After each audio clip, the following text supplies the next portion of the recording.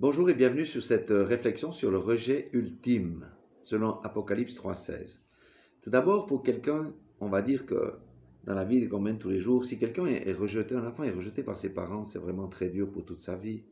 Si quelqu'un est rejeté par son frère ou sa sœur, c'est aussi compliqué. Si quelqu'un est rejeté par son assemblée, c'est compliqué. Si quelqu'un est rejeté à son travail, c'est compliqué aussi. Mais il y a un rejet ultime qui est le rejet de tous les rejets, c'est le rejet de l'homme par le Seigneur Jésus-Christ lui-même. Et Apocalypse 3,16, c'est la lettre à l'église de Laodicée, c'est l'église à l'église, ça veut dire à tous les croyants qui font partie de cette église de Laodicée. Il dit ainsi, parce que tu es tiède et que tu n'es ni froid ni bouillant, je te vomirai de ma bouche. Amen. C'est la question ici du tiède. Qu'est-ce que le tiède? Le tiède n'est ni froid ni bouillant, c'est quelqu'un qui est un bout avec le monde, qui est un bout avec l'église. Alléluia. Il vient à l'église, il fait Alléluia, il prie, mais la semaine, il est comme le monde. C'est quelqu'un qui a des zones d'ombre dans sa vie.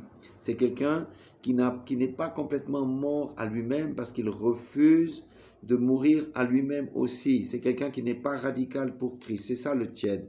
Et le Seigneur parle de ses enfants qui sont à l'intérieur de lui.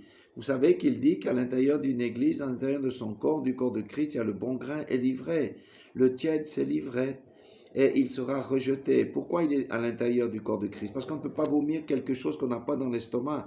Et le Seigneur, à un moment donné, va vomir ceux qui le dérangent. Parce qu'on ne vomit pas si tout est bien. On vomit si quelque chose nous dérange. Ainsi, le tiède sera vomi de la bouche de Christ au moment opportun, lorsqu'il va faire le tri entre le bon grain et l'ivraie. Voilà, le Seigneur nous exhorte à nous examiner, de voir quelle est l'intensité de notre feu pour lui, de nous repentir si on a besoin et de revenir à son service, de revenir en lui, de le mettre en priorité dans nos vies, parce que la pénalité est quand même très importante, c'est d'être vomi de sa bouche à un moment donné. Parce que le Seigneur Jésus-Christ lui-même a dit, lorsque le Fils de l'homme reviendra sur la terre, trouvera-t-il la foi? La foi, c'est pas de croire en Dieu. La foi, ça concerne la marche par la foi. Voilà, soyez tous bénis dans le nom puissant de Jésus-Christ de Nazareth.